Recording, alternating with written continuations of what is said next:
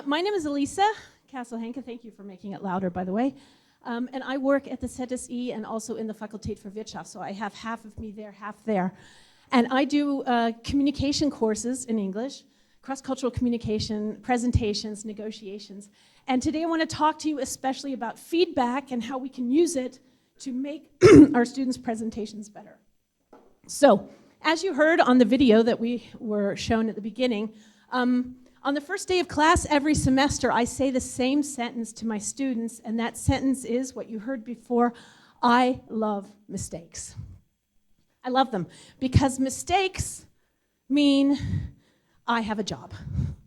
If they don't make any mistakes, I have nothing to do. And I want to try, by saying this sentence, to create a space for students where they know it's okay to not be perfect, where they can try something new, step out of their comfort zone, where they support each other and learn from each other, and where they can learn how to develop a growth mindset, where they, instead of saying, I can't do this, as a fixed mindset would say, they say, I can't do this yet. And I've noticed if I can get them to have a growth mindset, I can get them to have better presentations. And in order for you to understand where I'm coming from, let me say how I got there to my idea about feedback. I studied German literature and political science at the University of Vermont a really long time ago. And when I studied there, feedback, I didn't do presentations in my bachelor's degree, I don't know why, but we had a lot of essays and a lot of midterm exams. And feedback for me as a student was continuous assessment and professors telling me, rewrite the beginning, check out this other source, could you add something here? I had the chance to reinvent myself, and then I went abroad to Germany. Anybody know what university this is? Freiburg, okay. When I got to Freiburg, I did presentations, and the feedback I got there was at the end of the semester, when I was done. All I got was a grade at the end. I never got a chance to reinvent myself. I never got a chance to do it any better. So my idea of feedback, based on what I felt I needed as a student, is that feedback actually needs to be a lot more feed-forward. Elena, this one's for you. Feed-forward comes from Richards from 1951. I Googled it. I didn't know it was that old. Feed-forward basically means that we need to focus more on what can be done in the future rather than what we did wrong in the past. And this is what I'm trying to do with presentation workshops. So I'm really trying, at the end of the day, to get my students' presentations to have the chance to do things right before they do them wrong. So before I get into my 8-step process of what I do, let me just tell you what makes good feedback for me, and that is 3 things. And this is feedback whether it's to your wife, whether it's to your children, whether it's to your students, whether it's your subordinates. I think good feedback always has 3 things, and that is it's immediate, it's motivating, and it's respectful. If any of these 3 things are missing, feedback doesn't go into our brain because we block, we don't listen to it. We have to have it close to when the thing happened, it has to motivate us to do better, and it has to respect us as human beings. So I'm going to show you the 8 steps I do to get presentations of students to the next level. You don't need to use all of these 8s. Remember, I teach presentations as a course. I have time. You don't. You're probably teaching a content course, and presentations are a side thing. So just take 1 or 2, whatever helps you. It doesn't matter. I have used a couple of them when I do the master's course for International Business and Finance with Professor Fikes and Professor Feucht. And we've also taken some over when I work with the master's students for architecture with Professor Kroon. You don't need to use all of them. I'm going to tell you the 8 I do. Step 1, feedback, or feed forward, remember, starts with a clear assignment and a clear grading strategy. Sounds self-explanatory, but in my courses, I'm really striving to get my students not to do informational presentations, because I kind of assume they can do it, but to make instead convincing presentations. And convincing presentations have a different narrative structure to them than it is informational is needed. So I need them to think about this. The grading categories I have in one of my presentation courses, yours would look different because if you're doing a content-based course, content would be a huge amount of your grade. That's okay. This changes for each of the courses I do. But my students have this before they even make a PowerPoint slide. They know how many points are going to go for what. Second, tell stories, warning them of things not to do, and show examples of things they should do. We have a very visual generation right now between TikTok and Instagram. If you don't show them what to do, they're not going to get it. And that's why any kind of video you could have of students from the past is your gold. And if you don't have it, you might have to use something on YouTube.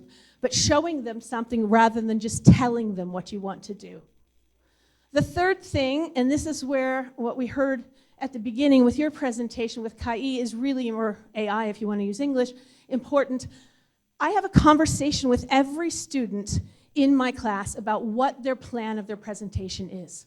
What are they doing? And it's not because I'm trying to tell them what to do, it's because I want them to tell me why they're doing what they're doing. I ask them, why is point 2 point 2? Oh, no, it came into my brain that way. Or the answer I get now, I don't know, ChatGPT told me to put it as point 2. I want them to have a reason why they have the sections the way they have them, why the narrative structure is as it is. This is an example of an outline from an architecture student. This is his outline for his presentation, visual outlining for a visual presentation rather than bullet point text. We have conversations about them. I can't ask them to give feedback to each other if they don't know how, so I have to teach them a feedback model. The feedback model that I teach them, I didn't make it up myself. I learned this from a friend who's a top management trainer up in Hanover. I worked with her for about 5 years. It's the WWW model. Comes from German. Wahrnehmung, Wirkung, Wunsch. In English, it would be roughly translated as perception, effect, and wish. In other words, I see that you were giving a lot of eye contact to the right side of the room. The effect? Unfortunately, I was sitting on the left side of the room, so you didn't look at me the entire time. And the wish? When you do the next presentation, it would be great if you could look at the entire room. That's an example of VVV model of feedback. This helps with cross-cultural boundaries because we give feedback in different cultures in different ways. Negative feedback done in the WWW model helps with this intercultural difference here. And then my favorite one, number 5, I don't watch the first attempt. The first time they do it, it's going to be terrible. I don't watch it. I make them do coaching groups and do it with each other. And I'm not there. And this happened by accident, and it is my favorite thing of the whole presentation course. I was away. I had to go to a conference in Paris the first week that presentations were going to start. And we had the room booked, and I said, go in there in groups of 3, try it out with each other, and then the next hour it's you 3, the next hour it's you 3.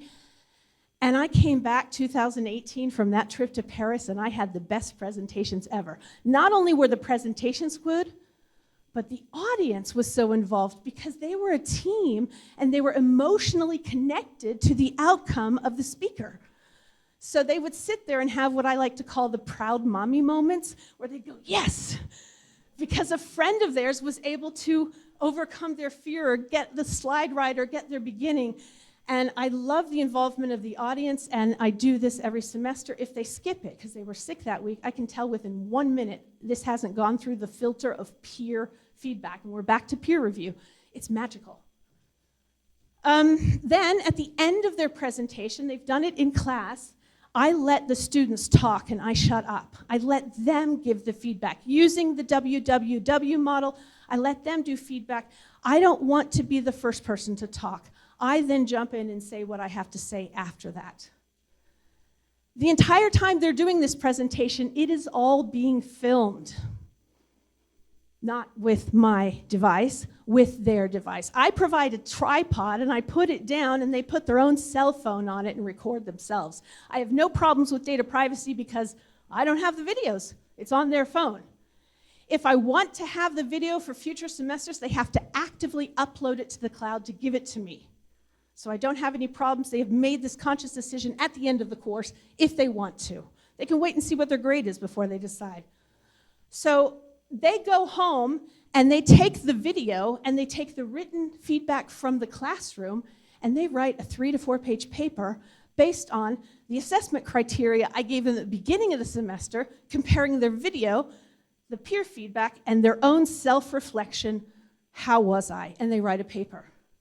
And then I get those papers uploaded to Moodle, of course, and then I read them before I give my feedback. And what I have noticed is I very often have to build them up rather than tear them down, because they get so self-critical. Unfortunately, a lot of times it's the women in my classes who have put themselves completely down and said how terrible they were, and I have to spend most of my feedback time saying, actually, you're really great. So what could you use from this? If you're not teaching a presentation course, what could you steal as an idea for yourself? I think everyone could communicate the grading criteria early, watching past video examples if you can get them, asking about their plans and having that conversation, using coaching groups. I mean, you don't have to do anything, just tell them to do it. Do peer feedback in class before you talk, and have them reflect on their own presentations. And what's my goal with all of this? What am I trying to do? Well, the first goal is I want them to make excellent presentations and know how to give and receive feedback. These are life skills that they need. But the bigger goals are I want them to create an openness to help one another grow. I want them to experience a growth mindset in a classroom setting, lived. And I want them to learn that it's okay to not be perfect and to grow from mistakes. Because having the courage to try something new is important, because only if we're open to change are we fit for the future. And you know, it's our new vision at the THA to be shaping the future together. Thank you.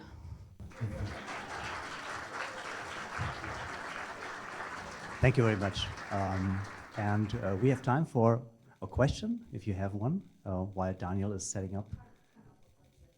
Entschuldigung, ja, sie hat gesagt, Sie dürfen auch gerne auf Deutsch fragen. Ja, Alessandra?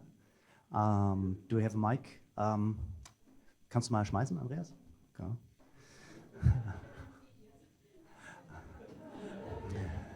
Genau, umso spannender.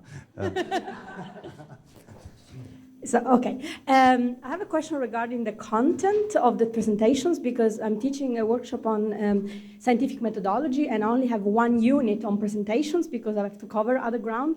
And I'm curious about how to make them practice.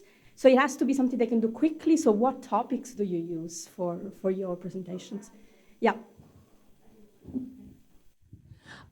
Yeah, I do various small elements of practice. So I have them all practice the beginning of a presentation where I give them the end, and they stand up and we compare the beginnings. I have them practice how would they structure a presentation they're not actually going to do. Like, is social media helping or hurting society? And I have them make an outline of a presentation that they don't actually do. I have them practice the beginning of a presentation that they don't actually do. So these are some of the practice things that I do with them. And I have sometimes just played the beginning of a video from a student that did a very good job and said, where do you think they go? And then they work in teams, and then I play the end of the video. So anytime you can start to get material from your students, that's your gold, and then you use it the next semester. And I mean, I've been teaching this since 2010, and I swear every semester they're better because of my gold, which is not me, it's them.